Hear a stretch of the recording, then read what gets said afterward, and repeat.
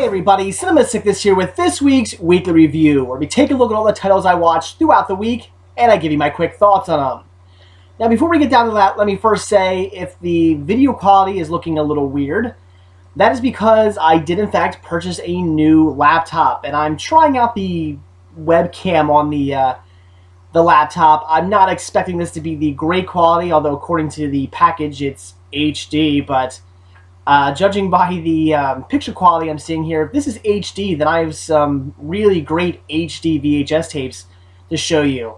So I don't know. I'm thinking the quality of this isn't going to be the best, but hey, I could be wrong. Maybe once I get it edited, it'll look better than it is in the little viewfinder here. So I don't know. We'll see, but I'm not really expecting all that much. But yeah, just bear with me. This is a test just to see what the quality of this looks like. I don't plan on shooting all my videos with this.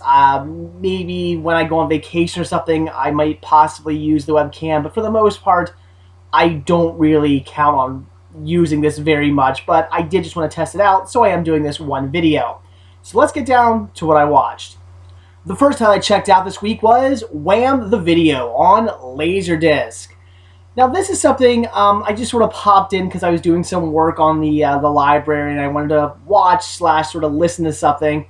So I decided to check this out. This comes with, looks like 3, 4, 5, 6, 7 songs. We have Wham Rap, which I didn't even know was a song. Pretty bad. According to this, and according to I think what I read on Wikipedia, it was like Wham's one of their first singles, if not their first single.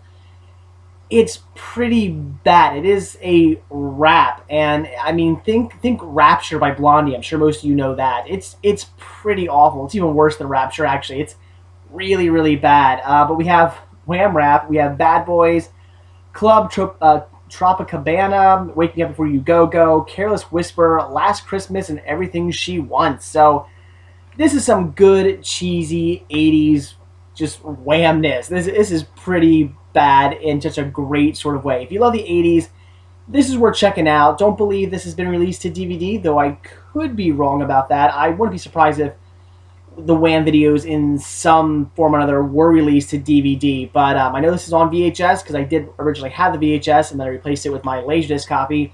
But I would say if you can get a copy of this on whatever format, if you love the 80s and you just enjoy Wham for all their cheese, this is worth checking out.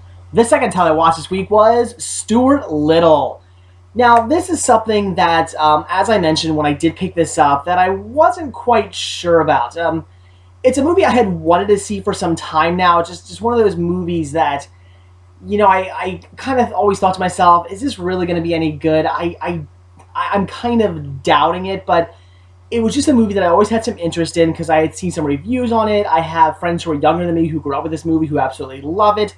I know it was a big hit. I used to work in FAO Shores back through high school and college, and I did work there around the time when this movie came out. I remember we had toys and plush figures, and everybody came in and bought them. So I knew this movie was a bit of a hit. So it's a movie I've always sort of wanted to check out. So when I did come across it for cheap, I of course bought it and then immediately had to watch it. And it was actually all right. It wasn't a bad movie.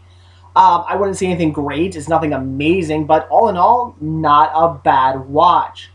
Though I did kind of have one sort of major problem with it, and that was the fact that I just sort of assumed this movie was going to start off with the parents in the orphanage wanting to adopt a child, and oh my god, we have a talking mouse. This is crazy.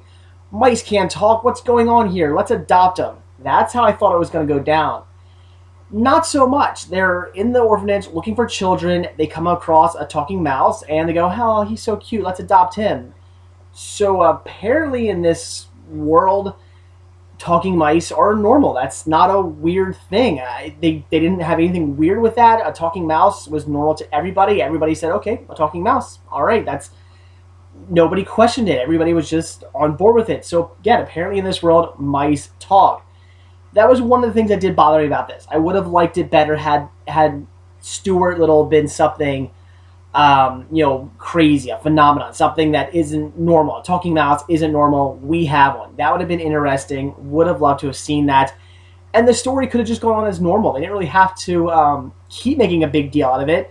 It's not like they had to do some story where like the newspapers got a hold of the talking mouse, and now they wanted to make him famous. I mean, we've seen movies like that before. We didn't need to do that. We could have just gone the normal route of the movie, but just starting it off a little bit differently with them amazed that they came across a talking mouse. Would have liked that more, especially since there's like talking cat in this movie too. But apparently the humans can't hear the cat, or at least the cats don't talk to the humans. They don't really say, but at no point does the cat interact with the human. So who knows what animals can talk and what ones can't talk to humans and which ones humans know can talk.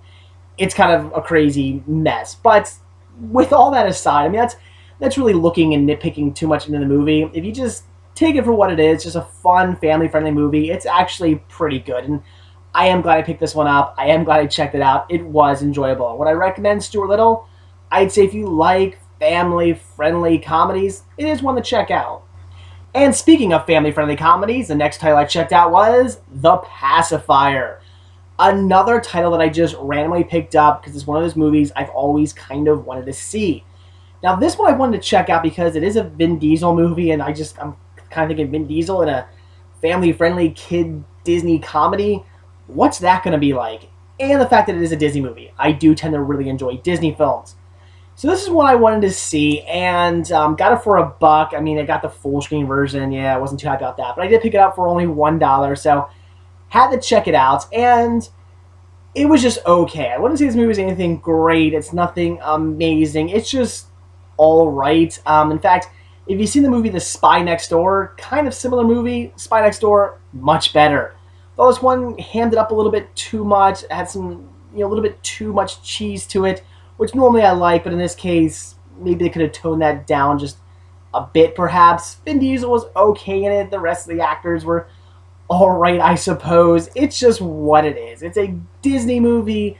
It's a family-friendly comedy starring Vin Diesel having to look after some children. There's this whole big kind of like espionage thing going on, and some people are trying to steal what's called the ghost. They don't really know what it is, but they're trying to steal it from this family, and Vin Diesel is brought in. He's a Navy SEAL brought in to protect this family, and now he has to basically watch after them, become their babysitter, and the hilarity ensues. So it's okay. Would I recommend it? I can't necessarily 100% recommend this one because it's nothing great, but what I would say is if you do enjoy modern day Disney family-friendly comedies, then I guess check it out. If that's not your thing, you're going to have no interest in this whatsoever. I'm a big fan of Disney, family-friendly Disney movies from the 50s, 60s, 70s, and 80s, and even like some into the 90s. I really enjoy this one. Not quite up to that speed. I mean, it doesn't have that great sort of Disney feel those other movies did, but all in all, it is an okay movie. If you're a Disney fan, I suppose it's worth checking out, but if you're just not a fan of, again, modern day family-friendly Disney comedies, you don't need to see it. Then what I'm sure some of you have been waiting for, the next title I checked out was Friends, the complete first season.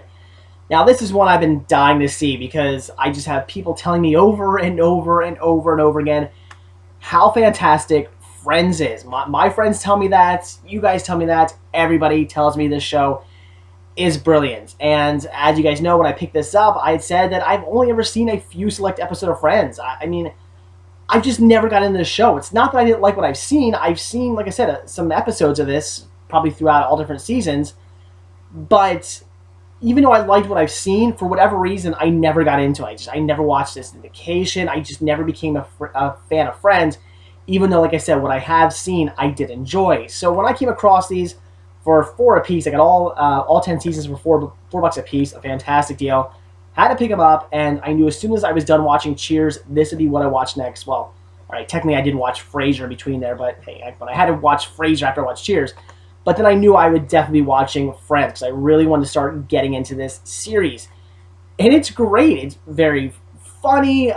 Maybe they talk a bit too much about sex, which is okay, but I think it seems a bit forced, seeing as like every episode they had to bring in sex, which that's okay at times, but again, I felt some of the sex conversations were really forced. Some of the jokes were really like pushed upon us. I just thought they could have toned that down a bit, but all in all, very funny, very enjoyable characters. I love the first season. We get off with a bang. We have a lot of interesting stories within the first season. I love Rachel and Ross, the kind of like thing they got going on, but not really, where Rachel doesn't really even realize Ross exists for the most part, except for in a friend sort of way. But Ross is madly in love with Rachel, and then we get a great cliffhanger at the end where Rachel realizes what's going on here, realizes that Ross absolutely loves her. She goes after him, and things don't quite go as planned. So just a great season, and I cannot wait to start season 2 and go all the way up to season 10. I'm dying to just see what happens next. This show is as great as everybody said it is. It's very funny. I love it. I am a big fan of sitcoms, so this is a great series. If for any reason any of you out there are like me and just never got into this show, but you love sitcoms from like the 90s and even in the 2000s, I would say this is definitely one you should check out. Don't be like me. Don't be an idiot. Don't wait so damn long to check out Friends. It's definitely worth seeing. And then I finally watched Zombie. Now this one here is a long time coming. A movie I wanted to see for such a long time now because I am a huge fan of the George A. Romero zombie movies. Absolutely love them. And this is the unofficial sequel to Dawn of the Dead, otherwise known as Zombie Dawn of the Dead. So definitely a movie I've wanted to check out, and it's as great as everybody says. It's a fantastic zombie movie. If you're into zombie films, this is one you have to see. Again, don't be an idiot. Don't wait as long as I did to see this movie. Pick it up, check it out. You may still be able to get this for $4 at moviestop.com. Not sure. Last time I checked, as of a couple days ago, this was still available for only $4.99 on moviestop.com. So if you don't have this yet and you wanted to see it, head over there, order it. If it's still available for $5, buy it, see it, love it, watch it. It's amazing. You're gonna absolutely love this one. Again, if you're a zombie fan, I love how it's just a direct continuation of Dawn of the Dead. It does such a great job just starting up with the last one left off. I love all the characters in it. I just love how this really felt like a George A. Romero zombie film. It really did. I mean, had I not known that this wasn't one of his films, I might have thought that it was. It had that feel.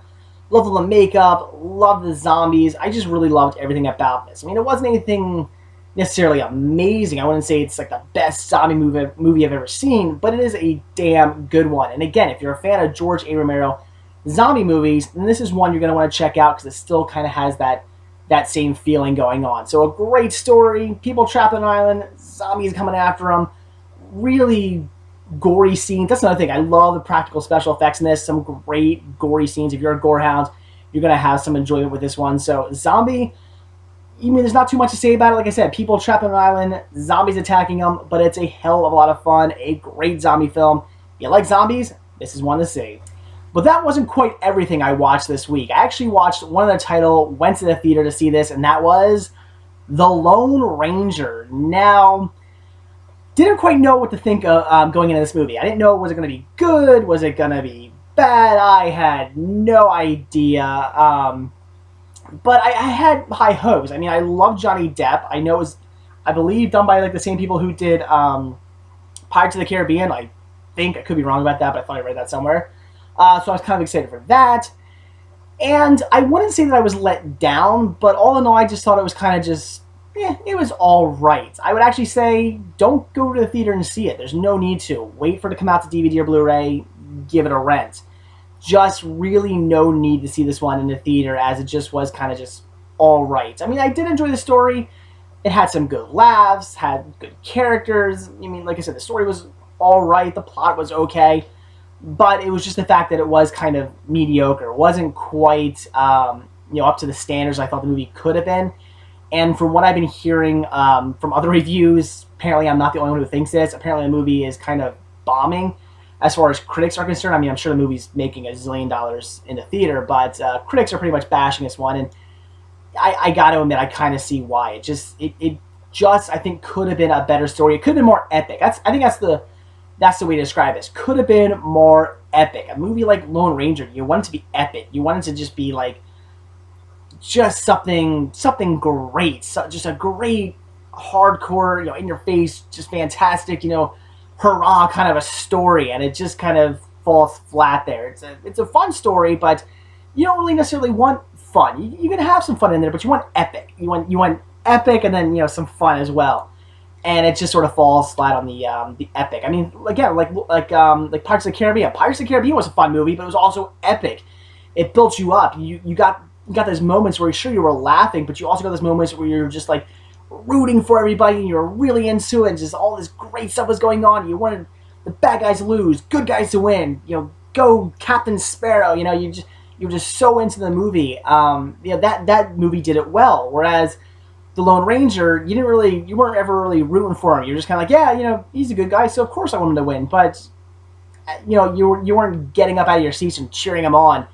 There really wasn't any of that going on. So I'd say that's the main problem with it. Just not epic enough, not big enough. Just sort of fell flat there. But was it a horrible movie? No, I wouldn't say it was horrible. I would say if you're interested in checking it out, just wait till it comes to Redbox or Netflix or whatever. Give it a rent and check it out there. But all in all, again, you don't necessarily need to go to theaters and see it.